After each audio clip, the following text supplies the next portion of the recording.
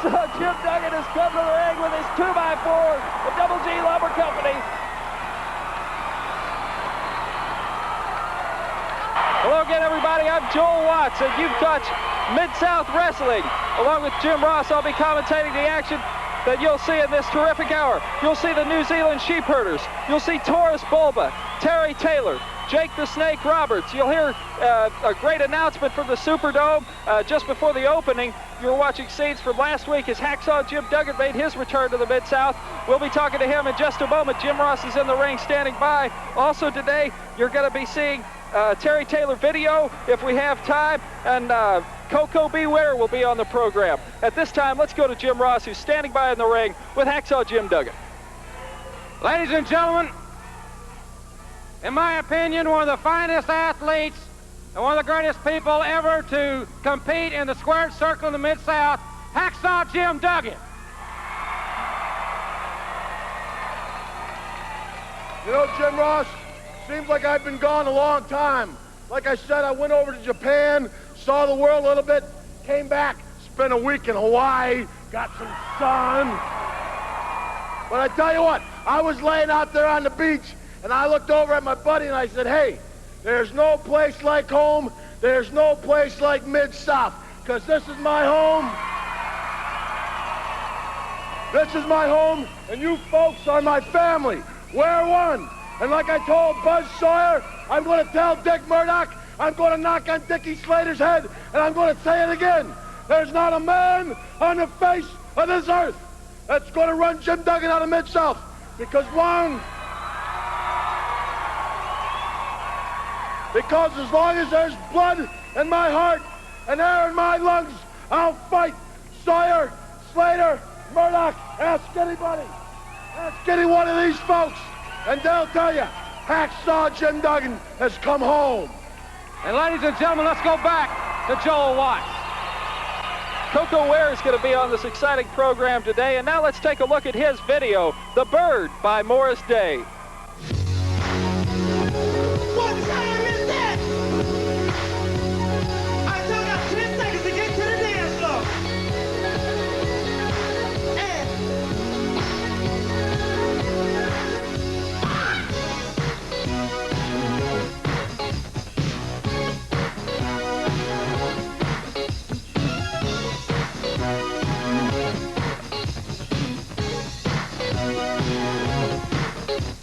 America, have you heard?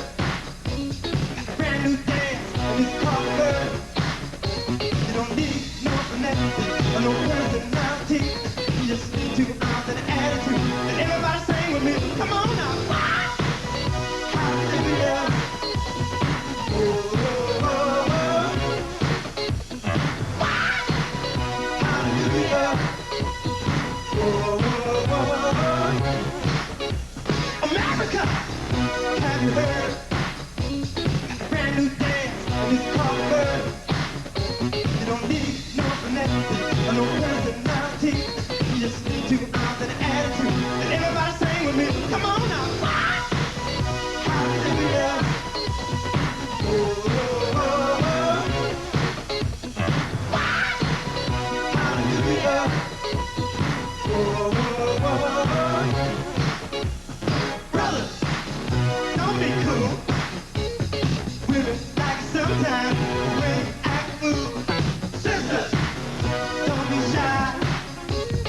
Let your body get loose. You ain't too fast to fly. Come on now. Hallelujah. Oh, oh, oh, oh. Y'all sing it with me. Go like this. Hallelujah. Oh, oh, oh, oh.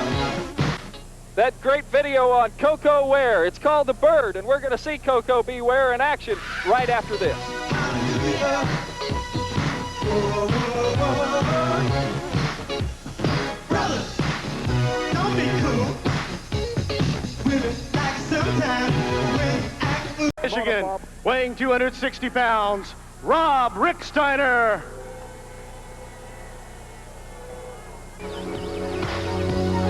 I still got 10 seconds to get to the dance floor.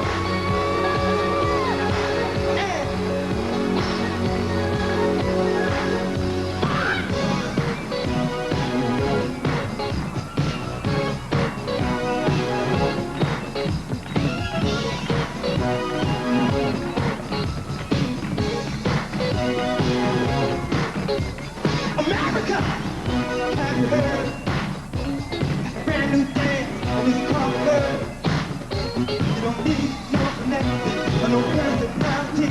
You just need to come out with an attitude. And everybody sing with me. Come on now. Hallelujah. Oh, oh, oh, oh. Hallelujah. Oh, oh, oh. America, have you heard? Brand new dance is called bird.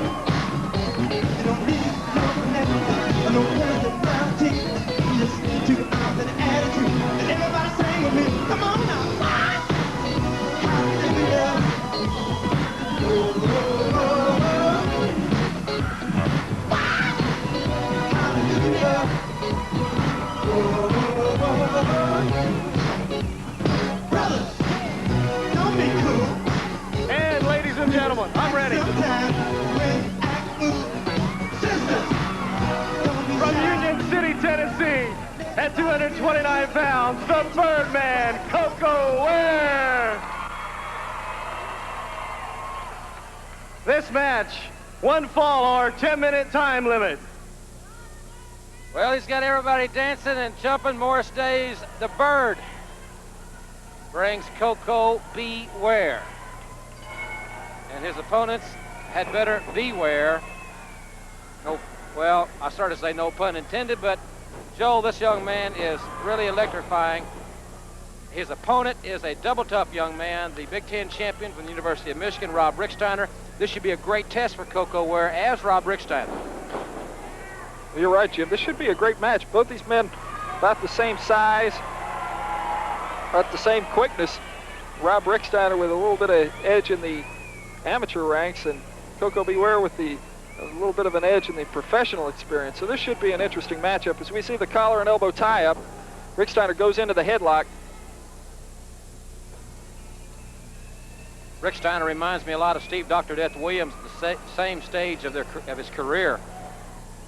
See Coco Ware last week with a very impressive victory here in Mid-South Wrestling, but I think that he stepped up a notch in competition, Joel. This young man, Rob Ricksteiner, has impressed me, and I know you and I have talked about it on many occasions. He is a talented young athlete with a tremendous future in this profession. He sure is. I'm sure he's scouted Coco from last week, and I know he's going to watch out for that drop kick. But Coco hits that thing so quick, there's almost no way you can defense it. He could flat waylay you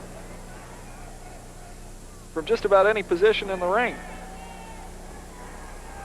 Saw some awesome drop kicks in that video of his.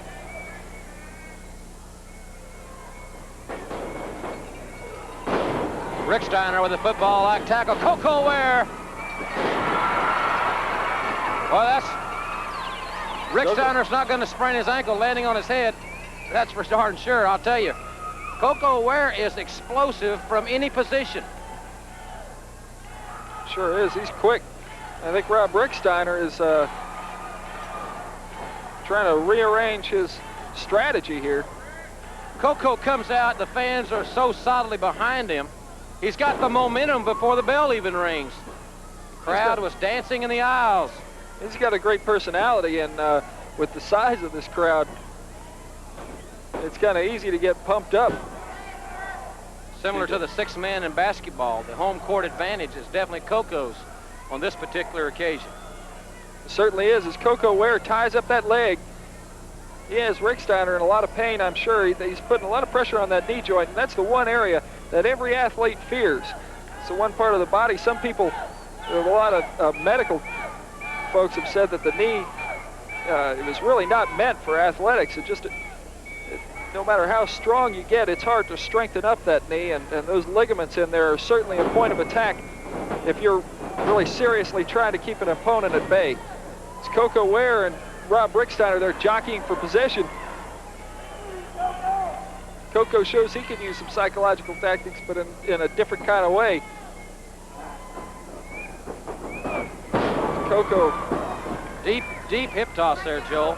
really got his hips in there, and that was what made it so quick, was the leverage that Coco had as he shot his hips through and across perpendicular to Rob Ricksteiner. So Ricksteiner really hit the mat hard.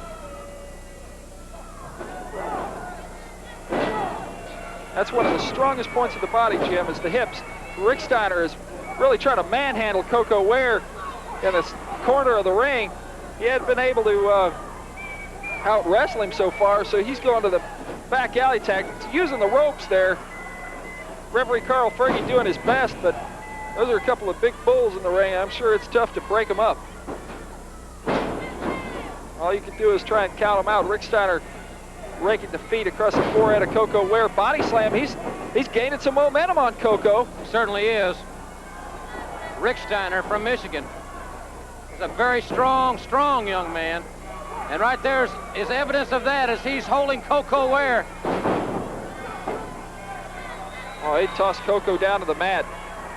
Coco's got to reach down a little bit now. Rick Steiner has really gained the momentum.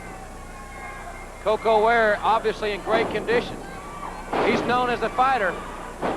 Boy, those elbows, man. He forced Rick Steiner to turn loose as Rick Steiner goes up high. Coco Ware got him up there. Coco showed off a little bit through the bird there. Coco's confidence is so far unshaken. He goes to the second rope. Yeah, man! Alive! Man! He just about decapitated Rob Rick Steiner as he gets a lateral press and a 3 count. And we see the bird. Let's take a look at that in slow motion again if we can. Oh, what a drop kick. That was devastating. As we listen to Morris Day's The Bird. Everybody's dancing but Rob Rick Steiner.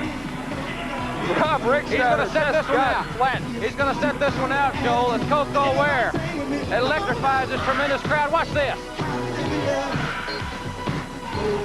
Jim, I think that says it all. He just flat connected with that one. Ladies and gentlemen, we'll be back with more exciting Mid-South Wrestling after this word for the Mid-South Wrestling Network. Brand new dance, and it's called the bird. You don't need no finesse, or no personality. You just need to ounce and attitude. And everybody sing with me. Ladies and gentlemen, introducing our blue corner first of all, from Texarkana, Arkansas, weighing 240 pounds, Harry Jackson. And from Pensacola, Florida, weighing 227 pounds, Ricky Gibson.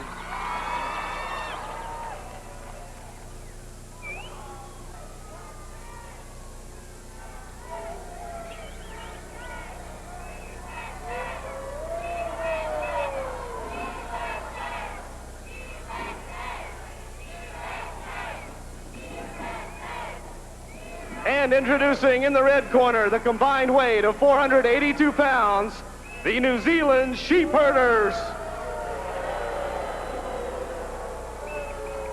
This match, 1 fall or 10-minute time limit.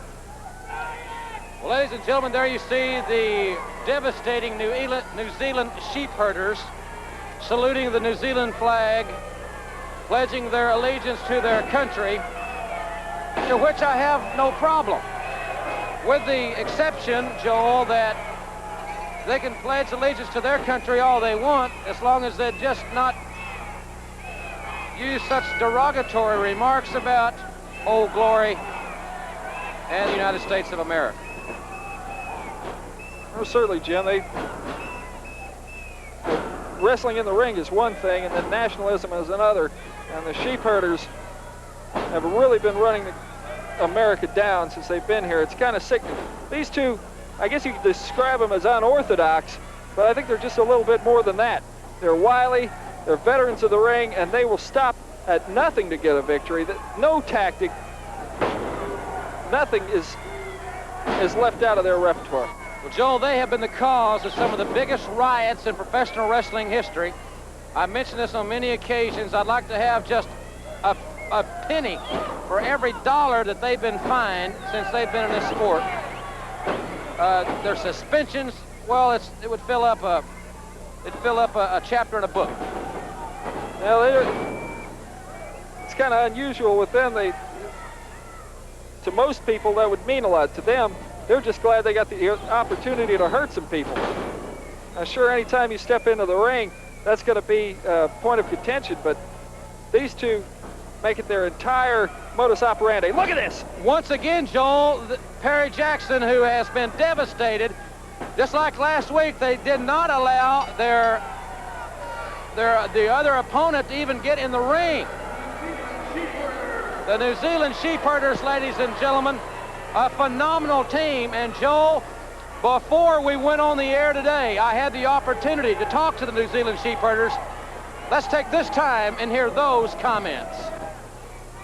Ladies and gentlemen, at this time, the Sheepherders would like to address the fans in the Mid-South, their first public statement since being here.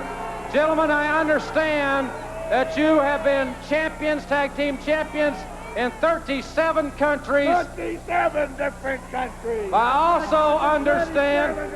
also understand you've been fined and suspended more than any tag team in wrestling history. Listen, don't worry about the fines. Don't worry about the suspensions. The Sheepherders have been in 37 different countries, doing it their way, doing it New Zealand style, doing it the only way that we know how to do it, doing it how our daddies told us.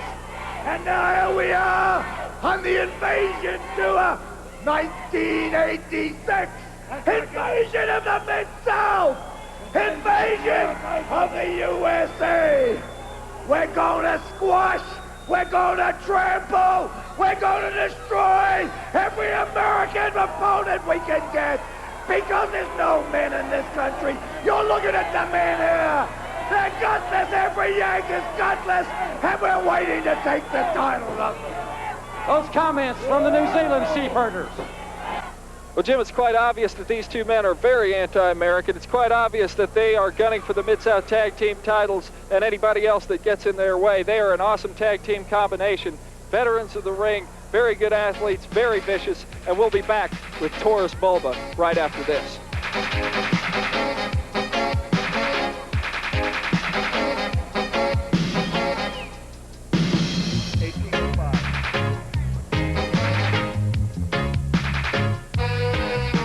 Eddie Gilbert made quite an impression along with Taurus Bulba on Sir Oliver Humperdinck and shocked the Mid-South television audience. Let's go back in time 1 week to pick up the action.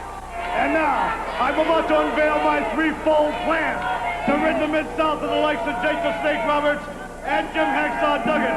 First of all, the Mongolian is here to take care of people like Perry Jackson. And second of all, he's here to do... Hold it. Second of all, Sir Oliver, is this. I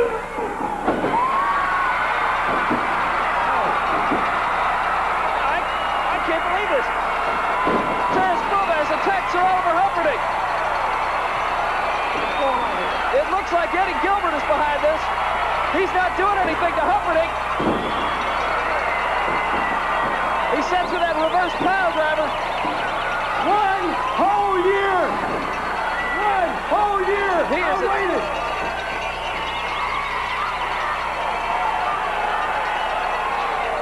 What's the 1 year? What do you mean 1 year? 1 whole year I waited, Jim Ross. This man came to Mid-South after I made the Nightmare the North American Heavyweight Champion. He told me that I could get lost. When I was growing up, boy, my daddy told me, don't get mad, get even, and I have, and I've got Taurus Bulba. Well, I guess Hot Stuff Eddie Gilbert feels like he gained himself a measure of revenge, but I do know one thing for certain. He gained himself quite a fine athlete in Taurus Bulba, and now let's go to the ring and see Taurus in action. Ladies and gentlemen, introducing first of all the red corner from Mongolia, weighing 270 pounds, Taurus Bulba. Also in his corner, every girl's dream, Hot Stuff Eddie Gilbert. And in the blue corner from Dallas, Texas, weighing 205 pounds, Steve Dahl. This match, 1 fall or 10-minute time limit. Well, as Eddie Gilbert said last week, Joel, it took him 1 year to get even. And he did just that, because I have not seen Sir Oliver Humperdinck since that incident. And Taurus Bulba, a massive, thick individual, 270 pounds, is one of the most, well, he's really unorthodox, because he not only has the martial arts background, he's got a style that's all his own. And I think Eddie Gilbert really has something in this man. Well, he has a low center of gravity similar to the Nightmare, Buzz Sawyer. He has quickness and he's methodical. he also executes his maneuvers quite well. Steve Dahl was punching away at his midsection right at the onset of the match, and it seemed to not even faze him. He apparently has very powerful abdominal muscles, and he's tough to move. He's one of those guys that you can hit him with your hardest shoulder smash and you can barely budge him.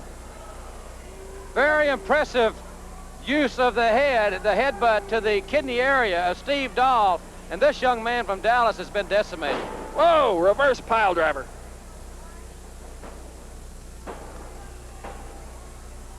Taras Bulba, ladies and gentlemen, with a reverse pile driver.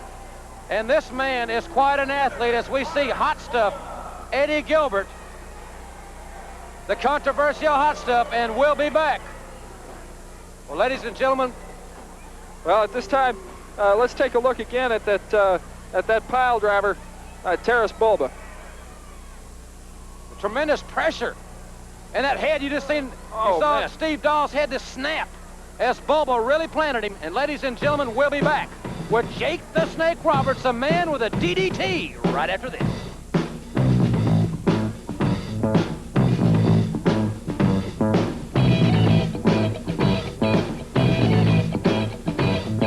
Or a 10-minute time limit. Introducing first in the red corner at 233 pounds from New York City, Broadway, Joe Malcolm.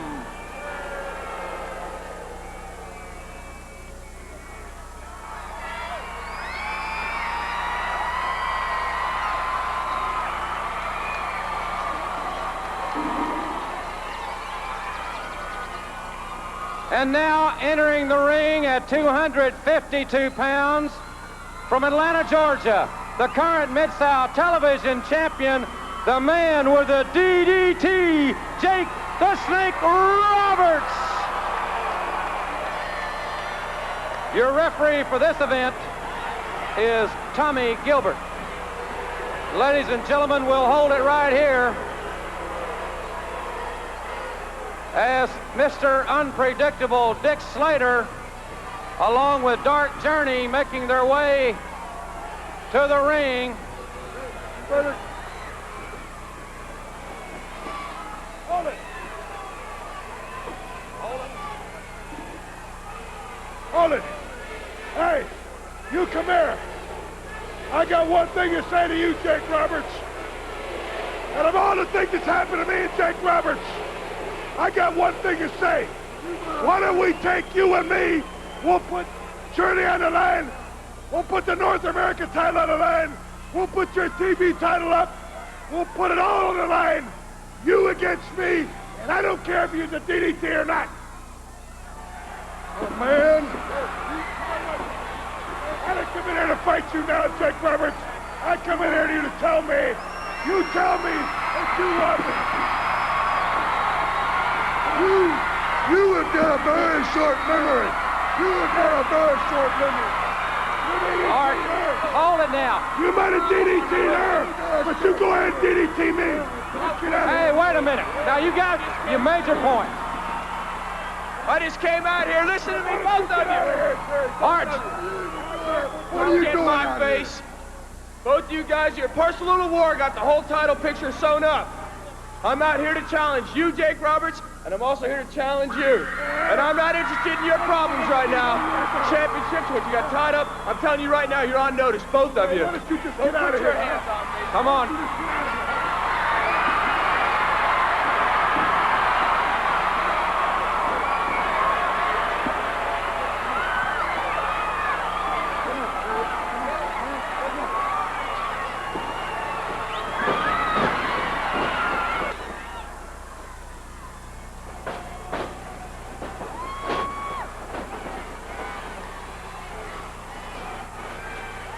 Really trying to get some momentum. He saw a victory in his grasp, but Jake the Snake is turning the tables. He's a double tough competitor. And Broadway Joe Malcolm is in a world of hurt. He gets a DDT.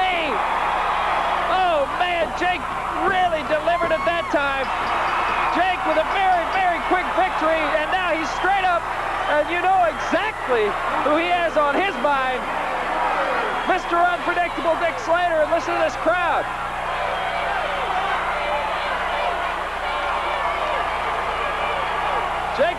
Roberts, the TV champion. And we'll be back in just a moment with the Masked Superstar in action against Brett Wayne Sawyer. Stay with us.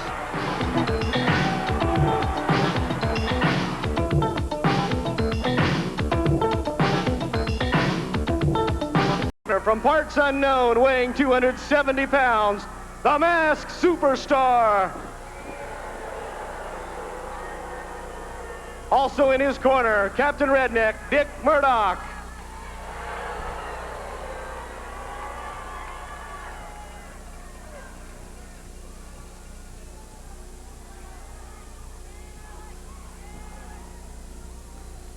Introducing the blue corner from St. Petersburg, Florida, weighing 220 pounds, Brett Wayne Sawyer.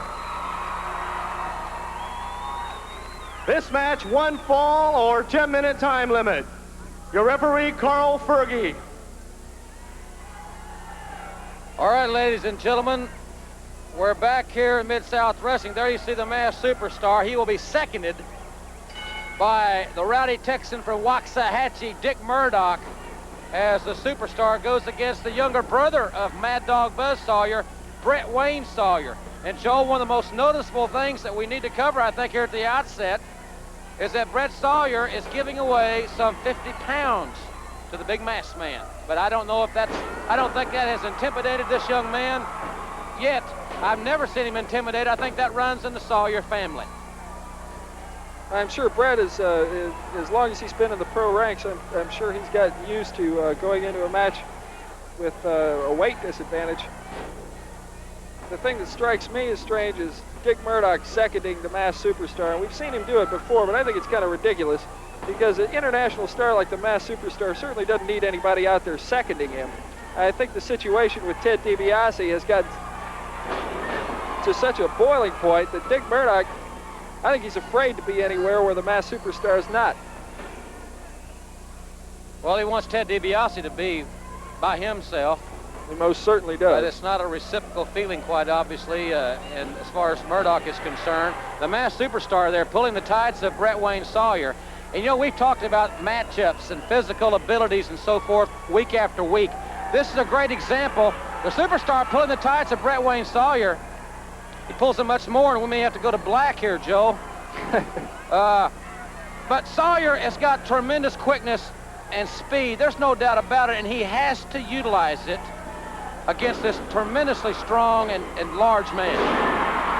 Well, this is a great matchup, and it's quickness and strength against size and veteran ability.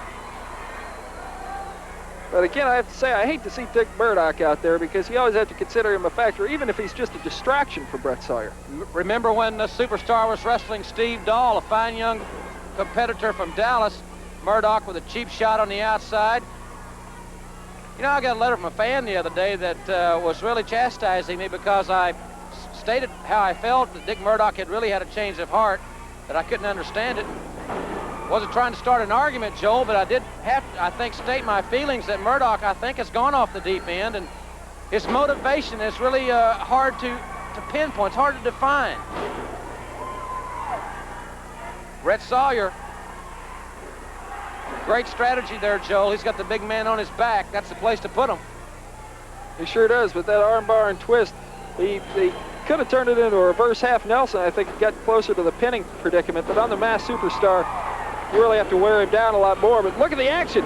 Brett Sawyer, brother, he is like grease lighting at a high drop kick. He got way up there, and he's doing quite well against the Masked Superstar. He sure is. He's sticking to his game plan, and I got to give him credit for that. Brett Sawyer, but he's looking over his shoulder at every instance, and that may be the deciding factor. Well, that's a distraction. He's thinking about Murdoch, and how can you think about what you're going to do next in the match if you're sitting there looking at somebody on the outside of the ring? Brett Sawyer going up for the flying head scissors, but he's in the corner. Man, the Masked Superstar has just turned the tide. There's a knee drop. I thought the Masked Superstar was going to try and pin him right there. But Sawyer's fighting back. What a heart. Well, I said I think it runs in the family. Now he does it one more time right across the steel cable. Sawyer's hurt. That sure is. That red tape surrounds a steel cable. That's a deadly weapon. The red tape kind of gives it a connotation that it's not worthy of because that steel cable is rigid. Clubbing forearms from the masked superstar. Arm whip. He goes for a, looked like he was set for a power slam. He knocks the referee down. And both these men are in a, but Sawyer gets on top. He's got him tied up. Yes! Sawyer had him tied up with the referee. Knocked out of position by the legs, and Murdoch comes all the way off the top with those cowboy boots. Oh, man! Murdoch planted that Tony Lama right in the back of Brett Wayne Sawyer, and Perky, who is a look of daze on his face. 1, 2, and 3. Murdoch once again interjecting himself. Murdoch could have, that was extremely dangerous. Murdoch could have maimed him there. My goodness. That's uncalled for. The masked superstar with a victory, ladies and gentlemen, and we'll be back with a sensational Terry Taylor right after this from the Mid-South. From the red corner, from Havana, Cuba, weighing 240 pounds, Gustavo Mendoza.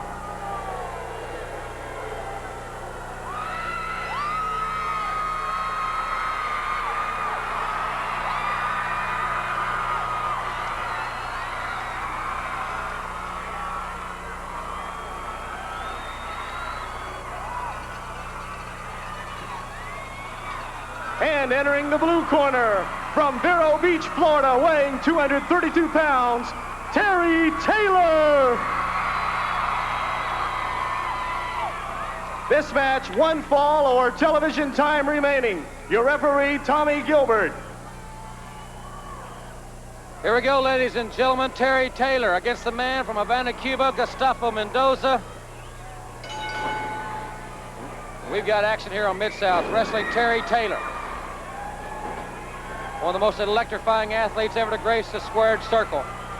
A man that has the 5-arm patented, and he has got it down, Joel, like no other. Well, he's certainly exploded into the Mid-South. He's been undefeated since he's got back. And we saw him earlier in the hour. He came out and challenged both Jake the Snake Roberts and Dick Slater. He wants to get his name into the title picture. He wants a shot at any title. But Joel, he did it with a lot of class. That's one thing I'll say about Terry Taylor. Dick Slater's verbal barrage lacked a lot of class, in my opinion, but that's very characteristic, I would say, of Slater. Yes, sir. Terry Taylor with the lateral press and Mendoza bridging out of it. Mendoza with a good bridge there, but of course, that's not really something you want to be known for in wrestling, is having a good bridge. Exactly right. Mendoza's a strong man, and I tell you, he has got a neck breaker, Joel. I've seen him use it that is devastating. He sure does. Taylor, what a great reversal to the overhand wrist lock. Terry Taylor there was using his legs to break that hold. And of course, the leg's a lot stronger than the arm. Terry Taylor, a great strategist. He knows the pressure points. He knows the strong parts of the body, and he has such great balance and quickness to go along with that great ring strategy that he has. As Mendoza, I see him in the turnbuckles here. He's keeping Terry Taylor wound up in the ropes, and it's to his advantage. I think he just messed up by taking him out of the ropes there, but he has Terry Taylor's arm. He has it hurt. Terry Taylor trying to fight back, a right to the face, right into the chops, and now Terry Taylor returns it in kind. Terry with a beautiful fireman's carry. Oh, yeah. Tommy Gilbert started the count. Mendoza was shaken. He was just about pinned just from that fireman's carry. The sting of the canvas got him that time. You know, Joel, next week, I can't wait till next week's program. We'll have the Rock and Roll Express right here on television live next week. It should be quite an hour because they electrify people wherever they go. We're looking forward to seeing Ricky Morton and Robert Gibson back in the Mid-South next week here on television. Yes, sir. And we're also trying to sign a Mid-South Tag Team title bout. If Terry Taylor gets out of the way of that elbow, Mendoza came off hard with a lot of velocity, but he was a little bit out of balance. And Terry Taylor is one man. No matter how quick you come off those ropes and go for that elbow, you got to be ready for Terry Taylor to get out of the way because he is cat quick. End of the ropes. Once again, Gustavo Mendoza trying to tie Terry Taylor up by using that arm, but he pulls him back out. Mendoza has been very impressive, Joel, in this contest because Terry Taylor's one of the top 3 or 4 athletes in all of professional wrestling. He sure is. And look at this. Mendoza has found a strategy. Unorthodox as it is yet effective. He's using the ropes and the arm, and he's taking full advantage of referee Tommy Gilbert's count. Oh, stinging right crosses.